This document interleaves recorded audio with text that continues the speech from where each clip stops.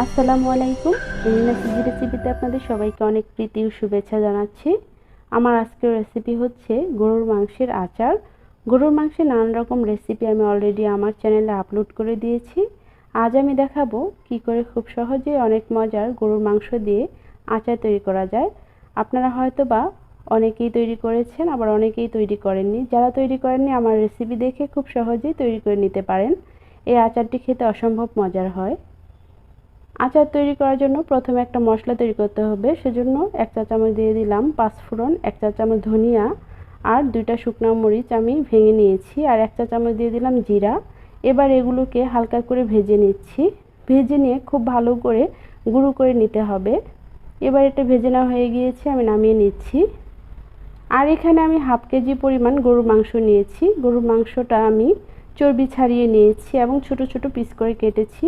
তারপর এখানে 1 চা চামচ দিয়ে দিলাম হলুদের গুঁড়া, 1 চা চামচ লাল মরিচের গুঁড়া, 1 চা চামচ দিয়ে দিচ্ছি ধনিয়ার গুঁড়া, 1 চা চামচ জিরার গুঁড়া, লবণ পরিমাণ মতো, 1 চা চামচ রসুন বাটা, 1 চা চামচ আদা বাটা, আর তেল দিয়ে দিচ্ছি 1 টেবিল চামচ।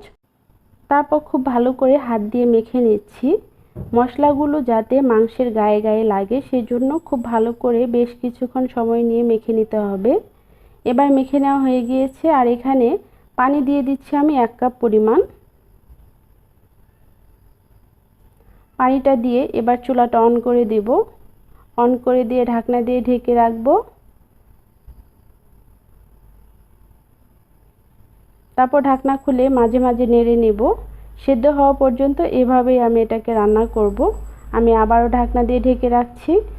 যতক্ষণ না মাংসটা সেদ্ধ না হবে সে পর্যন্ত লো মিডিয়াম আঁচে রান্না করতে হবে। যখন পানিটা শুকিয়ে যাবে তখন আমি এবার নেড়ে নিচ্ছি। নেড়ে নিয়ে দেখে নেব যে মাংস সেদ্ধ হয়েছে কিনা। আমি একটা মাংস দেখে নিচ্ছি। আমরা দেখতে পাচ্ছি এটা সেদ্ধ হয়ে গিয়েছে। এবার নেড়ে চুলাটা বন্ধ করে দিচ্ছি। তারপরে আমি চুলায় আরও একটা প্যান দিয়ে দিয়েছি। তারপর এখানে 1 কাপ পরিমাণ দিয়ে দিচ্ছি সরিষার তেল, আর এখানে আস্ত গরম মশলা দিয়ে দিলাম, সাদা এলাচ, তেজপাতা, দারচিনি 2 টুকরা করে, আর 3টা দিয়েছি আস্ত শুকনা মরিচ। এবার এখানে হাফ কাপ দিয়ে দিচ্ছি আস্ত রসুনের কুশ। এবার নেড়ে নিচ্ছি। যখন রসুনটা হালকা ব্রাউন কালার হয়ে আসবে তখন এখানে মশলা দিয়ে দিব। 1 চিমটি পরিমাণ দিয়ে দিচ্ছি হলুদের গুঁড়া, 1 চিমটি দিয়ে দিচ্ছি লাল মরিচের গুঁড়া, 1 চিমটি দিয়ে দিচ্ছি গরম মশলার গুঁড়া। তারপর আমি আবারও খুব ভালো করে নেড়ে নিচ্ছি।